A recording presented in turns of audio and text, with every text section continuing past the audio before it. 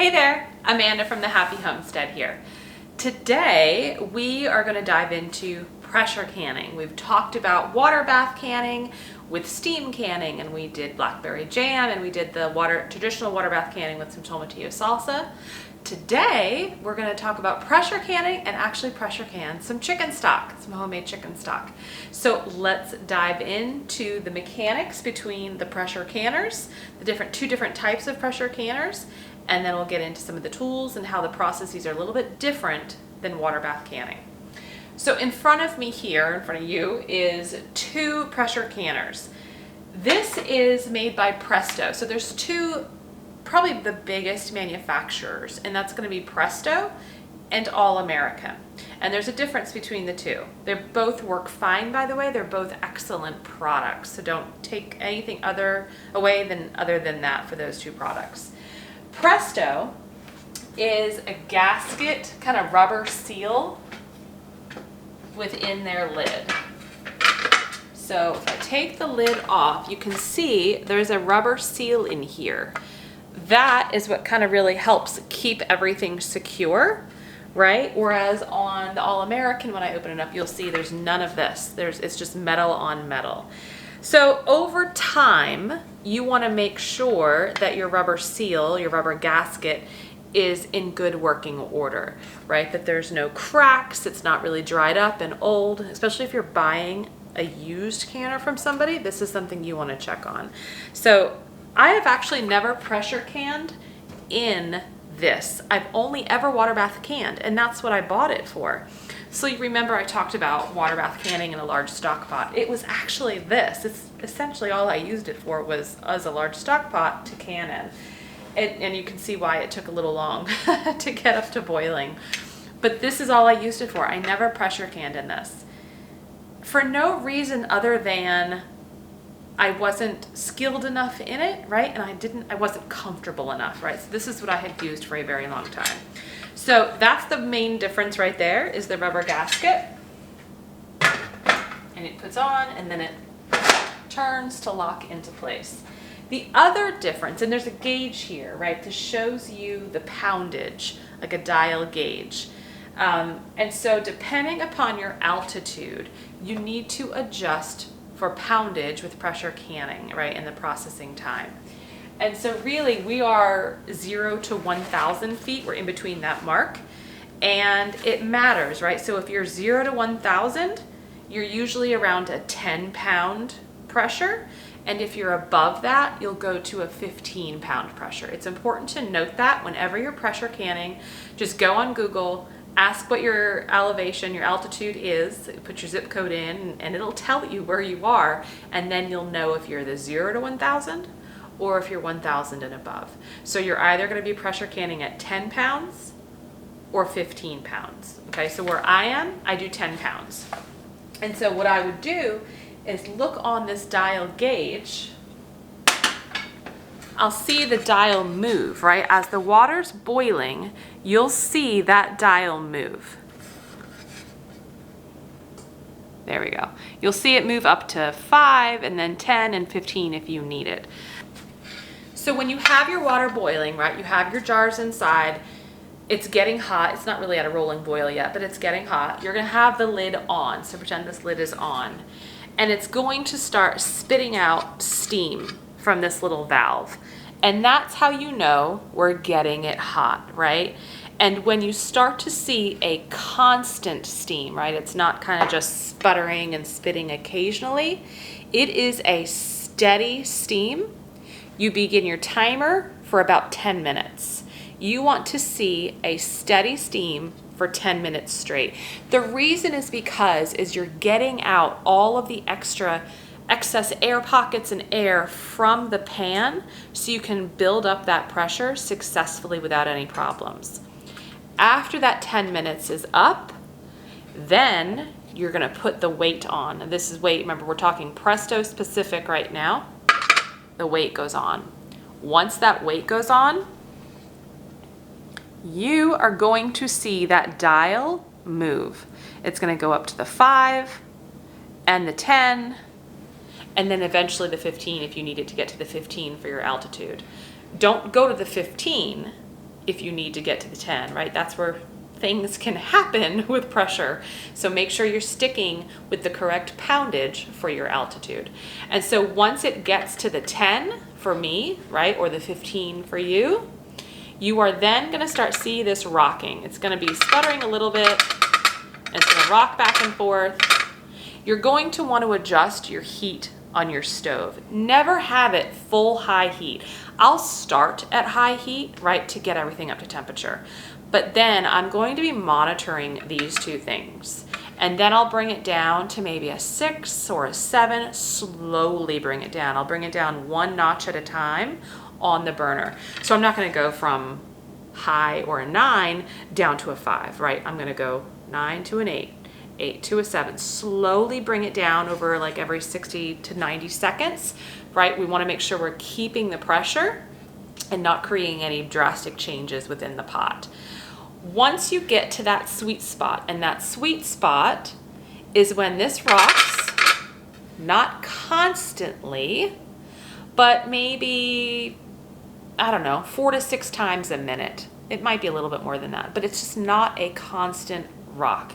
You'll see that your dial is at the correct temperature, or excuse me, the correct pressure, and it stays there, right? That's not wavering, that's not moving. And this will rock occasionally. That's when you know you are at the right time to begin your processing, right? Things are working the way they should. So that process doesn't change. Oh, one more thing. There is a little thing here that will go up. And this will let you know that your pressure is engaged, right? If you can see that thing coming up, right? And so when that goes down, you know that all the pressure has been released. Kind of like the Instapot, right? If you remember hearing it goes up, it goes down. It's the same type of principle. With the All-American, it's called All-American because it's actually made in the United States. This is the All-American 921. This is also a great pressure canner. I purchased this specifically for pressure canning because I knew this model was just a little bit different in ways that I preferred. So the difference, there's no rubber gasket. Nothing ever needs to be replaced in this way. That's why I believe this machine or this appliance will last for a very long time without ever have to do anything to it. So what you do is every now and then I'll put a little olive oil, and this is per the directions, but a little olive oil just on the rim here. And that's to make sure that as you're canning, that this doesn't stick to it. The oil just kind of creates a lubricant and makes it easy to get the lid off. I do it every couple of times. You'll notice there is also this valve here. This is where the sputtering of the steam and the air and the water will come out as you're trying to get up to pressure, or really expel the excess air is what you're doing, right? So same exact process. You've got your jars in, the water is in, it's hot, but everything is ready to go. You put the lid on. The heat can be on high heat.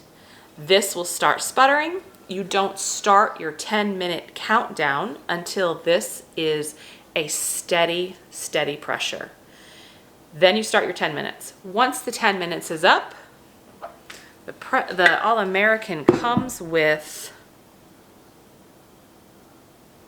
this, which is like a weight here.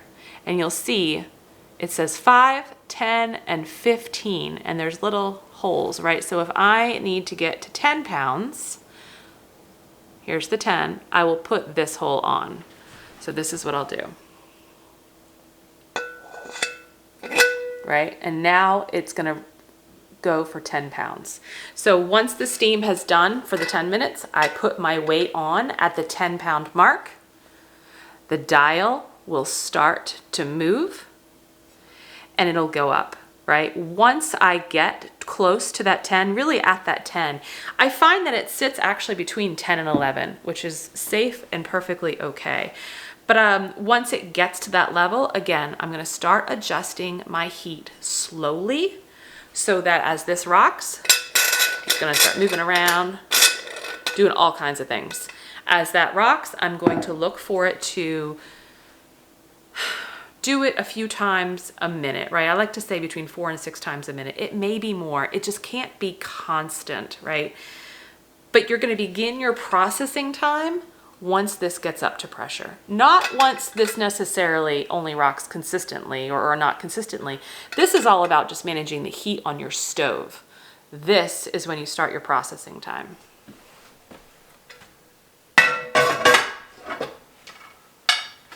And so with the Presto, it kind of locks in, right? If you can see. Here, I'll do it this way. It locks on that way, right? That's how it stays on. Whereas with the All American, you'll see there's almost like these gaskets. It's these kind of clamps that go up and screw on. It's kind of heavy to hold this and do it. But I will do opposite sides first. So I'll bring these up, tighten them, and I'll show a close-up of this as we actually go through it, and then do the next opposite sides. So that's how it clamps the lid down and keeps it really safe and secure. The All American comes with a book. There's some recipes in here, a lot of information with how-tos. The other thing that's important for you to note is that it doesn't matter if you're using a Presto or an All American. You have to check for your stove. Any type of gas range is no problem. You can use the pressure canners.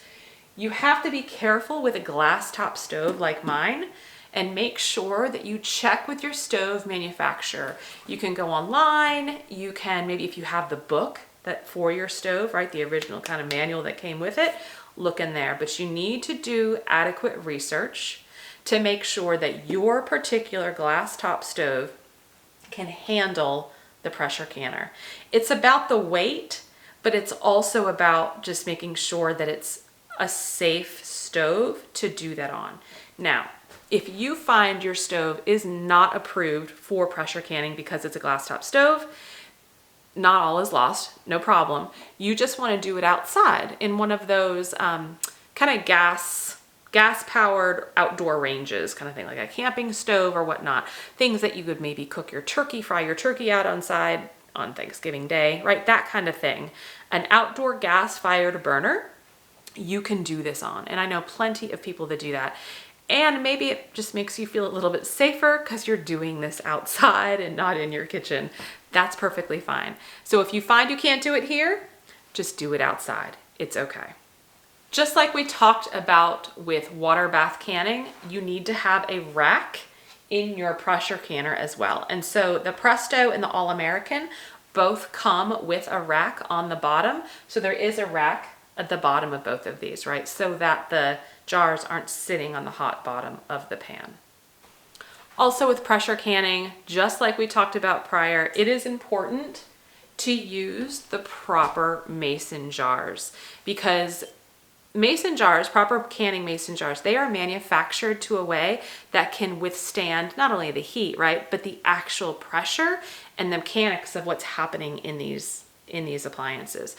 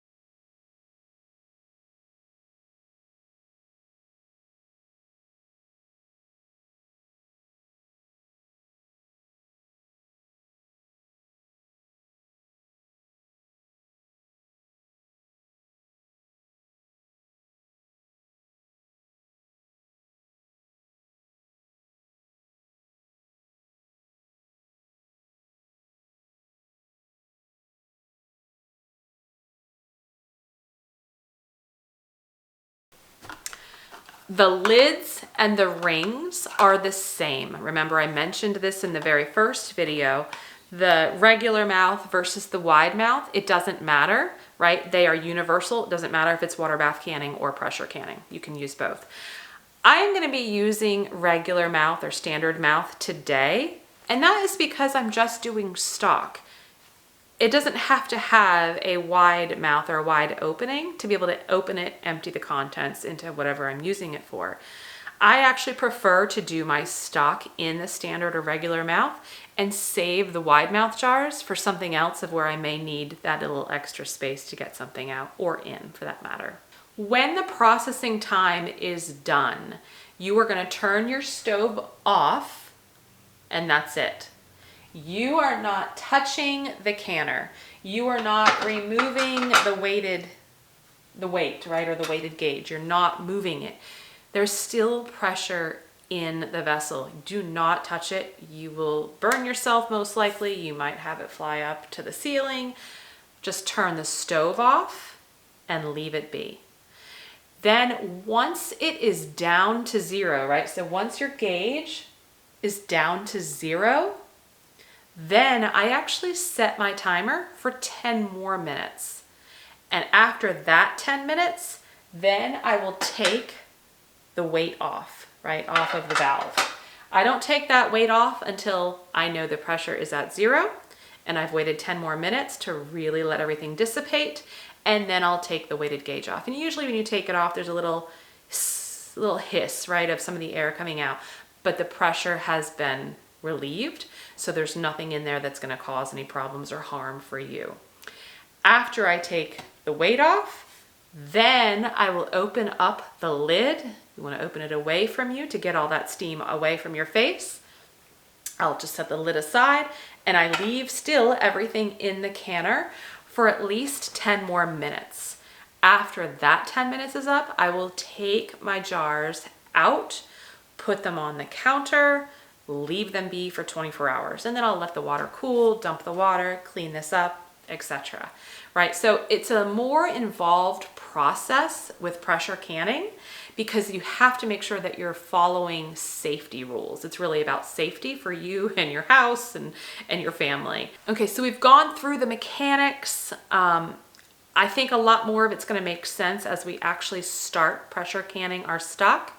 So the only other thing I'm going to note, and I'll say this again, is that you're filling your water, but you don't have to fill it high. So this doesn't have to be all the way high to pressure can, which is actually really great. You're only filling it maybe about a third, if not even that. I would say a third of the jar, right? So if you have your jars in there, I'm usually filling the water line to about the third level of the jar. And I'll show this to you, but it's not much water. So once you have the jars in, right, you begin the process. But the other thing I was going to mention is that I'll have my water warming up with the jars in it. We talked about thermal shock prior. It's important here as well. So you're going to be ladling in hot stock.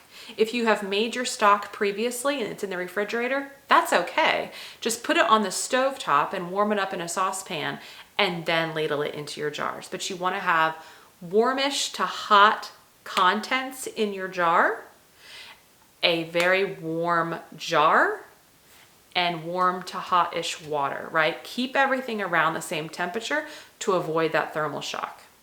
All right, so let's start filling this up. I've got 2 quart jars for our stock today and 4 pint jars. I am not going to have that much stock to ladle in, but I like to be prepared with enough jars all ready to go, hot and ready to go, rather than not.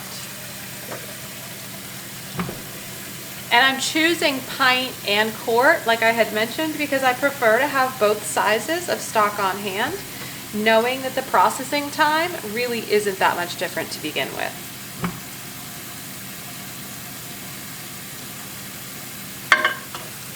And unlike water bath canning, I don't need to have the water too high. I don't even need to actually fill the jars, like, you know, the whole displacement property theory like before. These jars are not full, so they are falling over. But I want you to see, if I can get you to see here, how much level of water is in here.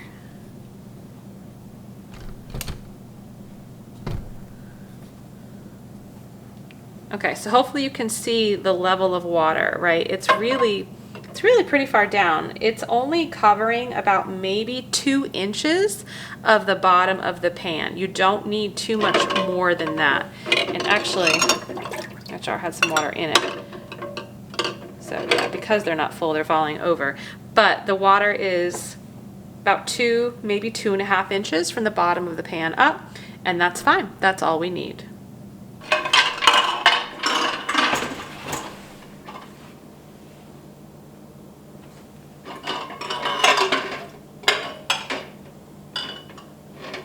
Okay, so I've got the canner on the stove here.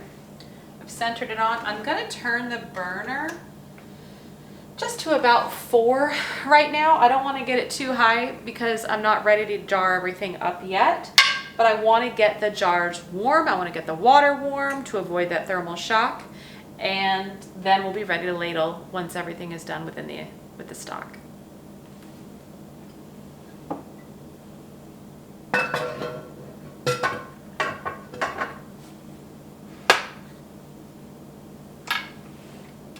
So our stock is ready to be canned. Now, if you missed the video on how to make homemade chicken stock, click up above and you'll be directed to that video and you can watch that process. So my stock is hot.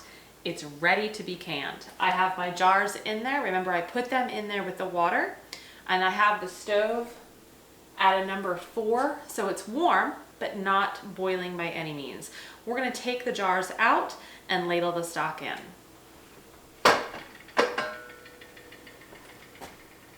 Remember, with pressure canning, we're doing non-acidic foods.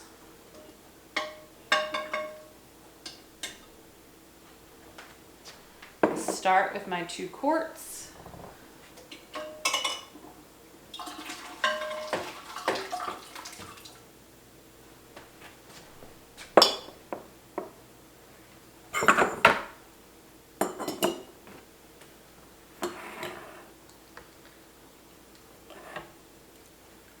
And when you're doing a liquid like this without any solids in it, you don't have to really worry about air bubbles and doing a sweep for air bubbles.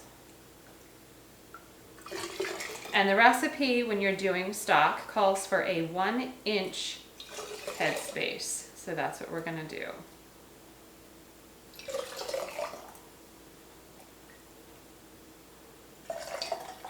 And by canning your stock, you are saving freezer space, right? So you can freeze stock. You don't have to can it. But by doing this, I'm actually saving myself some space in the freezer. And I'm keeping it more readily available to myself, right? Whereas if I have it in the freezer, I have to really know when I'm gonna need it prior to needing it right away, right? Because I have to give it time to thaw. So by having it canned in the pantry, it's ready to go at a moment's notice, which I love. It smells so good. And by the way, if you ever wanted to can a chicken soup, the process is so similar to this, right? You just make your stock, and then in your jar, you can put some celery, some onions, some carrots, and some chicken, pieces of chicken, and then you fill it with stock. And then you can it that way. Now, again, the processing time would be a little longer because you have solids in there, but then you have chicken soup. And if you then want to have chicken noodle soup someday, you open your jar, put it on the stove, add some noodles or rice to it, and then you have chicken soup. I've done that so many times. It has been a lifesaver for my children. Well, for me and my children. because remember, you're not actually ever canning grains or pasta of that nature because they expand. Pressure canning foods, it's all about the density, right? The heat can easily permeate through this jar with the glass or with the liquid. And so it's all about the density. If you have foods that are super dense, it's probably not safe to can them. Like you actually are not supposed to ever can mushrooms. There's one exception, but in this kitchen, we just don't can them because I'm just not willing to take that risk with my family's health.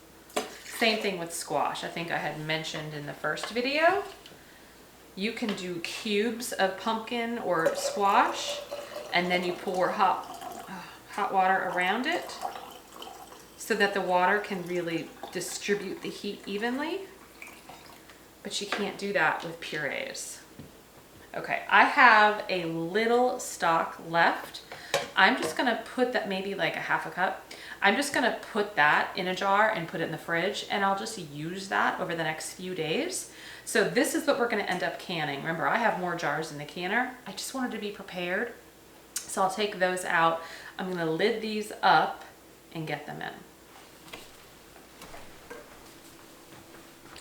So you want to wipe all your rims, make sure they are clean. That is the benefit of using the funnel though, is that it helps keep them clean. Just don't rely on it, right? Make sure you're still wiping them down. Okay, I've got my 4 lids. Now, unlike water bath canning, these don't necessarily have to be heated up in hot water first. You can just put them on.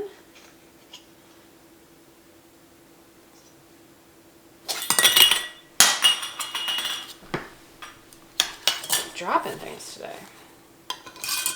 Okay, and you want to get these pretty tight. I noticed that with the pressure canning process that sometimes the rings do, you know, when I'm taking them out, I notice the rings are certainly looser than when they were when they went in. So I try to get those pretty hand tight.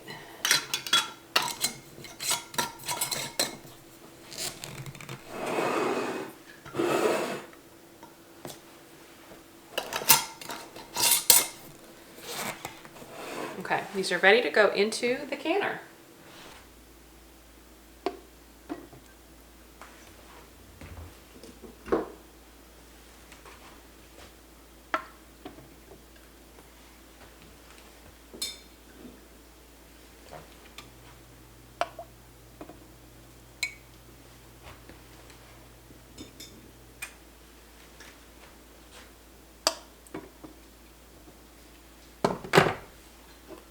Put our lid on. Now, remember, we are going to tighten these clamps. So I'm doing opposite sides.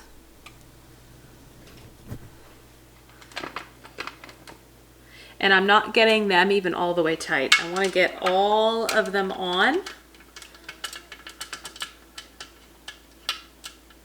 And then I will tighten.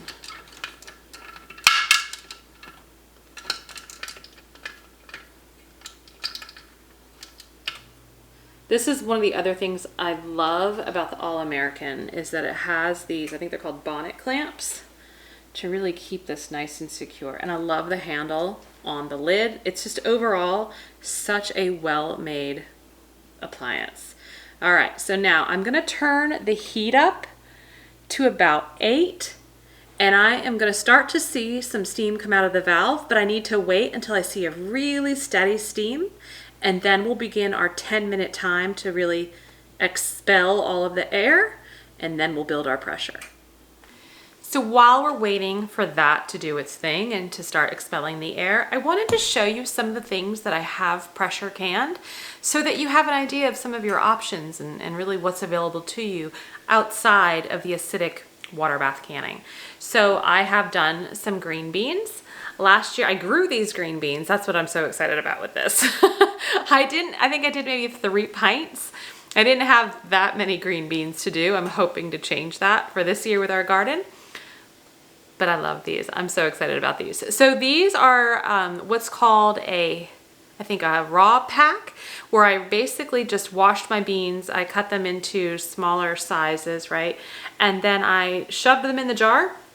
I put a little bit of salt in there, and then I covered it with hot water, like hot water from the tea kettle, and then processed as normal. So these are so easy to do. And I said, with the All-American, you can do 19 pints at a time, which is amazing. So you could really do so many if you have a lot to harvest. I've also done carrots. I didn't grow these carrots, but I wanted to try processing and pressuring carrots. So I did these. These is really good to use. Now remember, when you open this, it's not necessarily going to be like crunchy like a carrot, like a raw carrot. It'll be softer. So it's really good for casseroles or soups. I did potatoes. Sometimes they get a little starchy in the jar, but I also did a few of these in pints and quart sizes.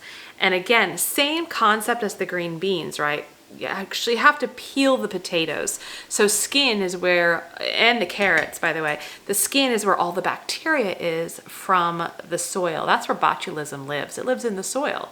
So it comes from a lot of our foods as far as the skins and what was growing and it wasn't properly washed.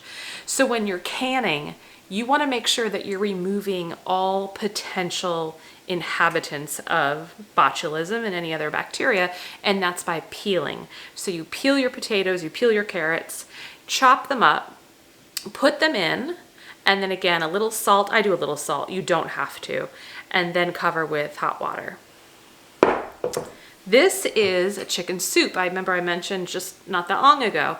So you can see in here, here we go. We've got some chicken, some carrots, celery, and there's some onion in there. And so I just layered it in, right? With nothing in the jar except then just putting some chicken in, chopped chicken, carrots, celery, onion.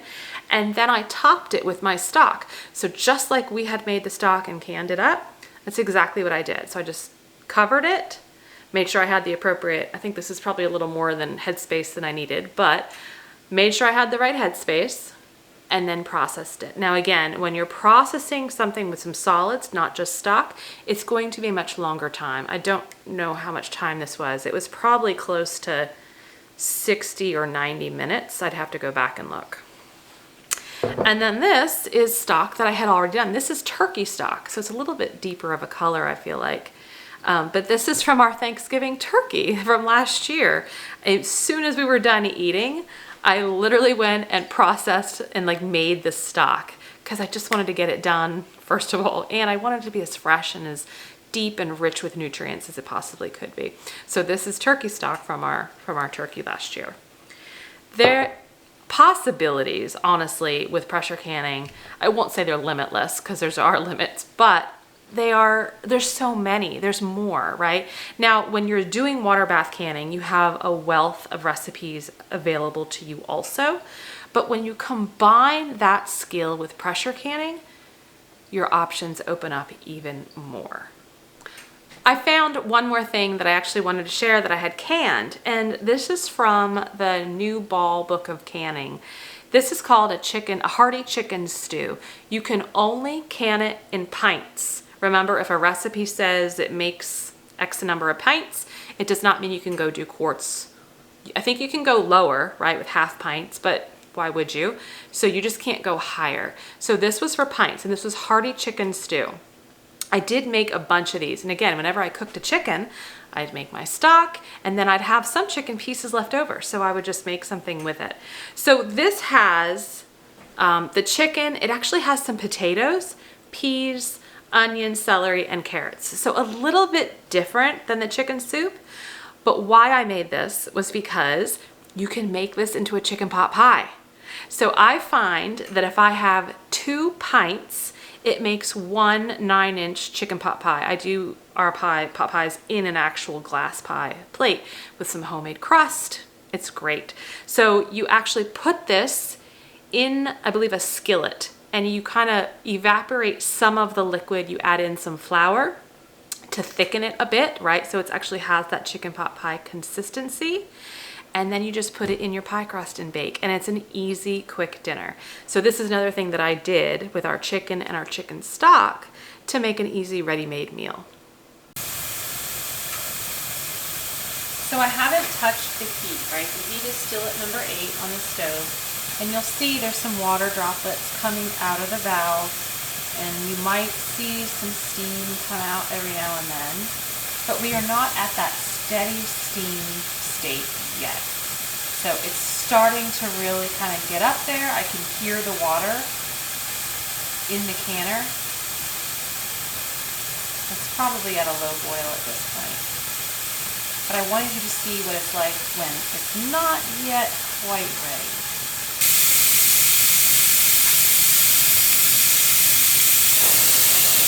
Okay, so I can put my hand over this and I can tell we are at that spot. You can look at it and see it is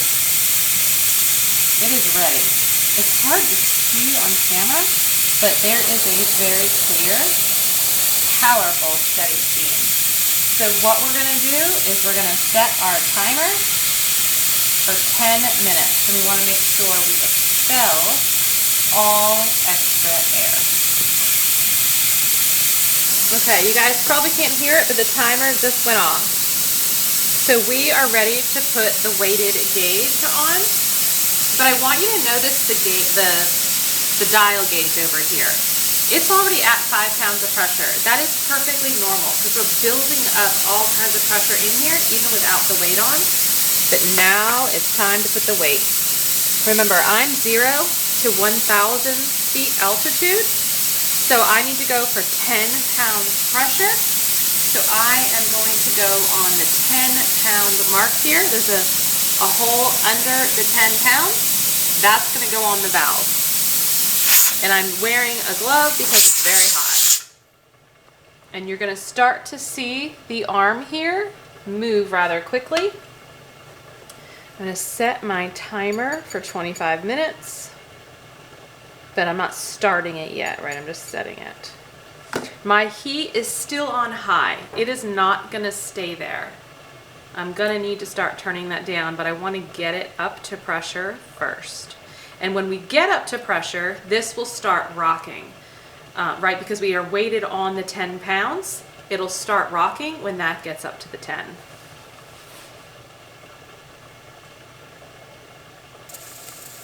Okay, we are just about there. So you're going to start to see the gauge, the weighted gauge start moving. I'm going to gradually start turning my heat down. But now that we have the rocking, we are at 10 pounds. I'm going to start my processing time of 25 minutes. Now I have found with my stove that usually between 5 and 6 is my sweet spot. But you notice how the weighted gauge hasn't stopped rocking. So I have to make sure my temperature is not too high because it needs to stop at some point.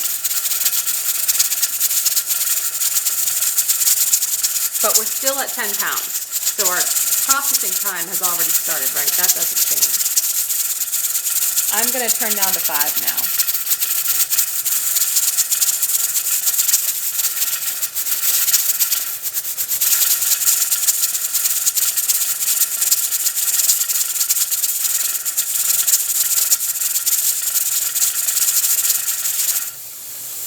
There we go. I think we found our sweet spot at 5. So it will rock again. It just shouldn't be consistently rocking the entire time.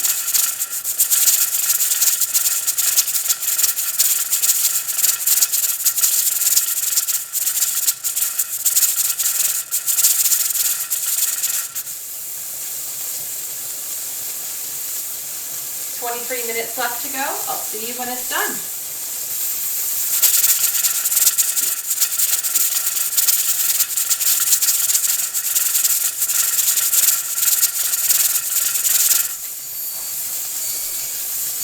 Okay, our processing time is up. All I'm going to do is turn the heat off. So the heat is off. I am going to leave this as is. I want to have the gauge come all the way down to 0 before I even take off the weighted gauge. And it will still rock a little bit, as obviously there's still heat and pressure in the pot. But we'll come back when everything is down to 0. It's been 30 minutes. Our gauge is now down at 0. So we are going to remove the weighted gauge. And again, it's still very hot, so I'm wearing my mitt. And you can hear, right, that there's still a little residual air in there. We're going to set the timer for 10 minutes. And at 10 minutes, we're going to take the lid off.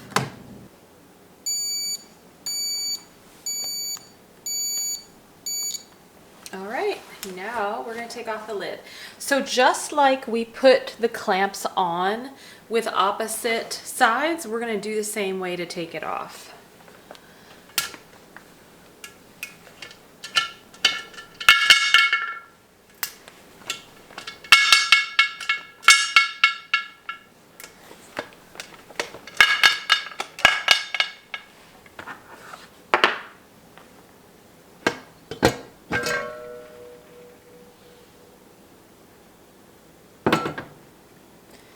Okay, time has passed, and I'll tell you that at least 2 of the jars have already pinged and popped with their seals sealing down. It happens actually rather quickly with pressure canning versus water bath canning.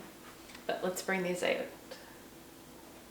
I sounded Canadian just then, didn't I? Let's bring these out. I'm not Canadian. So beautiful.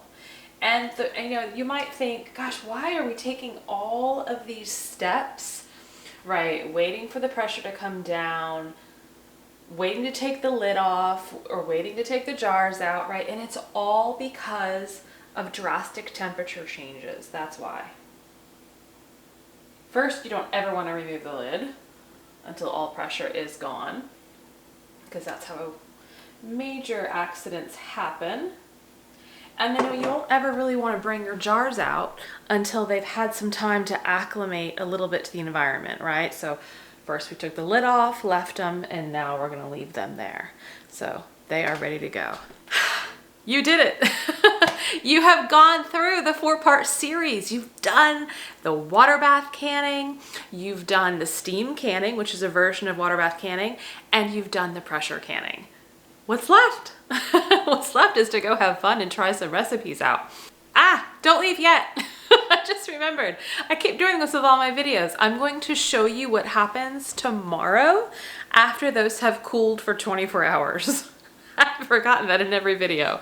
And with this hot water on the stove, I'm gonna leave that there until it is totally cool, and then I will put that away. All right. I'll see you tomorrow, and we'll go through and clean those jars up and then store them away. It's been 24 hours and our jars have all sealed.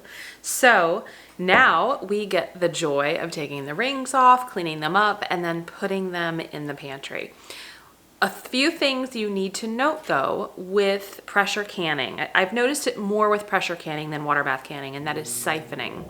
So if you put your jar in, right, and you have your liquid line up to here, and then you take it out and it's maybe down by 1/4 of an inch, you've lost some of your stock or your liquid, whatever it is in there, right? And that has been siphoned out. Siphoning is when there is a drastic change in temperature or pressure. So that is why we have the steps of course, letting the pressure come all the way to 0, waiting 10 minutes, and then taking the weighted gauge off, then waiting 10 more minutes, right? And then opening the lid, and then waiting, and then taking the jars out, right? It's all about managing that drastic temperature change and pressure change so that we reduce the amount of siphoning as much as possible. It's normal, it happens, but you just want to keep it as minimal as possible. So because siphoning does happen on a small scale at any level on pressure canning, you'll notice that when you take your jars out, they kind of have like a grimy kind of feeling on the outside. Like I said, I don't notice this with water bath canning, but I do notice it with pressure canning. And so after you pressure can, you actually want to wash your jars. I remember when I first learned this concept, and you take the ring off and you literally throw the jar, not throw the jar, but you put the jar into a hot soapy sink of water. And I thought, oh my gosh, I can't do that. Like, I'm afraid I would hurt the seal or I would do something. Like, it really was so worrisome of all my hard work. But it's okay, right? You have a proper seal. That lid is on there pretty tight. So that's what I'm gonna do now. I'm gonna remove the rings. I'm going to wash them in the sink in hot soapy water, remove all of that grime and that residue. We'll write on the lid, right? So we make sure we know what it is. And so that way we actually also don't reuse that lid in the future. And then we'll store. And just in the past, right, what I have noticed in the previous videos is that we are not stacking. Never, ever, ever, ever, ever stack, especially quart jars. You'll see people stack sometimes, obviously 1/4 pint, that I think that's okay. 1/2 pint, yeah, pint, I'd probably not do it.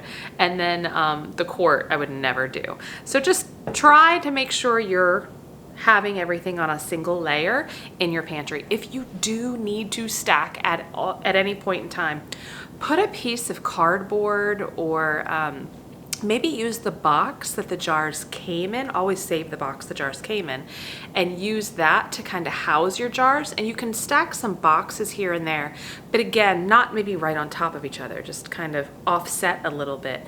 It's all about managing the weight on the lids so that you don't create yourself a false seal.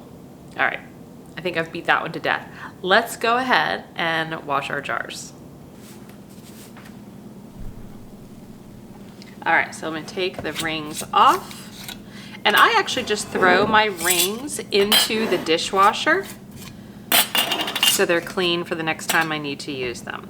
So you'll see everything is secure. I'm just gonna throw them in the water. Obviously be very careful doing this. And I am just gonna wash these up. And the reason you're doing this is because you want to make sure, I mean, you want to store clean jars. But also, if there's any residue around the rim here where the lid is, you just don't want to give any reason for bacteria, mold of any sort to grow, right? That's what we're doing. We're cleaning the jars off for our own sanitary reasons and our own enjoyment of having them clean in the pantry. But really, you also just want to make sure you're getting around where the lid is so that we're not creating an environment for anything else to come about. Now, like I said, I don't do this process with my water bath jars.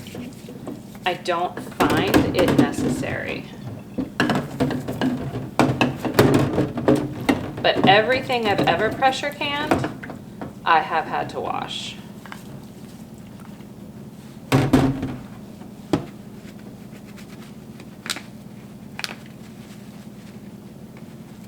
All right, I'm gonna rinse these up, dry them off, and then we will label them up.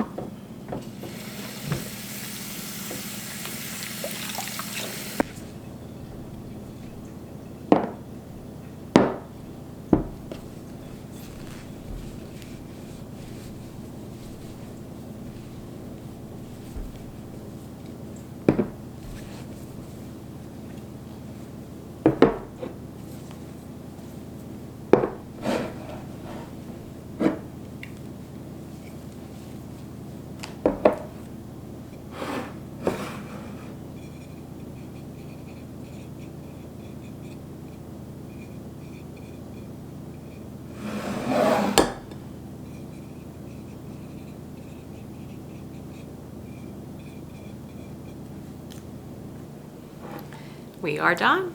Here's our jar. So everything is labeled, everything is clean, feels a lot better. You make sure, don't skip that step. It really makes a difference. And I'm gonna put these in the pantry and they'll get put to good use at some point in time. That's pressure canning. That is the end of our series. If you have any questions, reach out. I will continue to post more videos as the canning season progresses and I have more things to do on how-tos with specific recipes and whatnot. Stay well, stay healthy. I'll see you next time.